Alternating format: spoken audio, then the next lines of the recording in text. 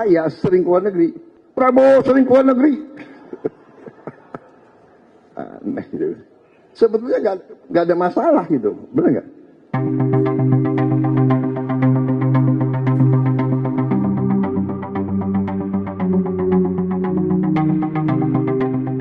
Hampir 2 pekan setelah polemik kritik mantan Wakil Menteri Luar Negeri Dino Patijalal dan pembelaan Sekretaris Kabinet Teddy Indrawijaya terkait seringnya kunjungan Presiden ke luar negeri, Presiden Prabowo Subianto akhirnya buka suara pada Rabu 10 Juni 2026. Ia menjelaskan alasan dibalik tingginya frekuensi lawatan ke luar negeri. Lantas bagaimana penjelasan Presiden? Dan bagaimana tanggapan akademisi? Apakah alasan itu dinilai rasional? Kita bahas. Saat berpidato pada pembukaan Musyawarah Nasional ke-17 Himpunan Pengusaha Muda Indonesia 2026 di Bandar Lampung, Rabu 10 Juni, Presiden Prabowo Subianto menyinggung berbagai kritik terhadap kebijakan luar negeri sejak menjabat pada Oktober 2024. Ia menegaskan, tingginya intensitas kunjungan kerja ke luar negeri dilatar belakangi oleh situasi geopolitik dunia yang semakin tidak menentu, serta komitmen Indonesia untuk tetap menjalankan politik luar negeri bebas aktif. Situasi mungkin berubah.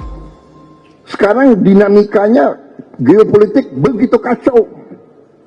Kita tidak tahu kawan siapa, lawan siapa. Kita beruntung, saya beruntung. Presiden Indonesia menerima warisan dari pendiri-pendiri bangsa kita. Bahwa politik luar negeri Indonesia adalah politik non-aligned, politik non-blok. Kita bersahabat sama semua negara. Kita bersahabat sama semua kekuatan. Kita tidak mau terlibat dengan fakta-fakta militer siapapun. Karena itu begitu saya menerima mandat sebagai presiden, saya langsung gariskan politik luar negeri kita meneruskan politik non-aligned. Politik non-blok, politik bebas aktif. 1000 kawan terlalu sedikit, 1 lawan terlalu banyak. Ini adalah garis yang saya tempuh. Prabowo juga mengklaim bahwa pendekatan tersebut membuat Indonesia mampu menjalin hubungan baik dengan berbagai pemimpin dunia tanpa meninggalkan prinsip politik bebas aktif. Sekarang saya baik sama Presiden Putin, baik saya.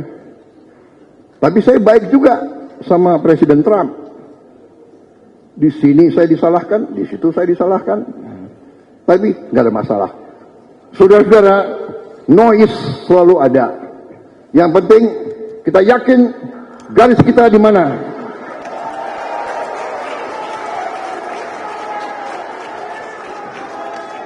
Selama saya yakin saya kerja untuk bangsa dan rakyat Indonesia, selamanya saya tidak ragu-ragu.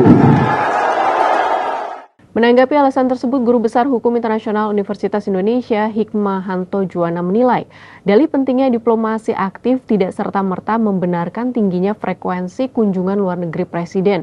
Menurutnya, tanpa nilai tambah yang nyata, diplomasi kepala negara berisiko kehilangan signifikansi dan hanya dipandang sebagai manuver tanpa orientasi. Ia juga menilai tidak rasional jika intensitas kunjungan yang tinggi tidak dapat dikapitalisasi menjadi keuntungan konkret bagi negara.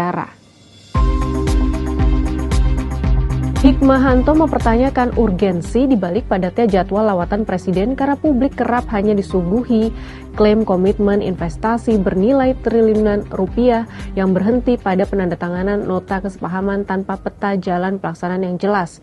Karena itu ia meminta pemerintah lebih selektif dengan memprioritaskan kunjungan yang menghasilkan manfaat strategis dan nyata, termasuk memperkuat peran Indonesia sebagai mediator perdamaian sekaligus meningkatkan posisi tawar Indonesia di kancah internasional.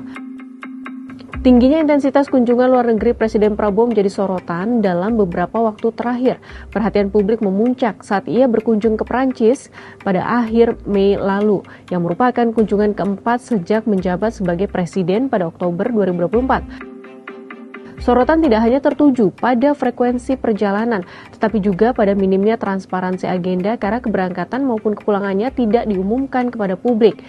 Kontroversi semakin menguat setelah sempat beredar kabar bahwa Prabowo akan melanjutkan perjalanan dari Paris ke Italia, Austria, dan Hongaria sebelum kembali ke Indonesia. Penelusuran warganet melalui situs Flight Radar 24 juga menunjukkan bahwa pesawat kepresidenan semula dijadwalkan terbang dari Paris menuju Roma sebelum akhirnya rute tersebut diubah menjadi langsung ke Jakarta.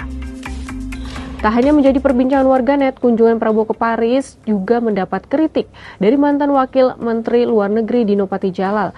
Melalui akun media sosialnya, Dina mengunggah video menyoroti tingginya intensitas kunjungan luar negeri Presiden. Ia menyarankan agar Prabowo mengurangi frekuensi lawatan tersebut dan lebih mengoptimalkan peran Menteri Luar Negeri Sugiono untuk menjalankan berbagai misi diplomatik.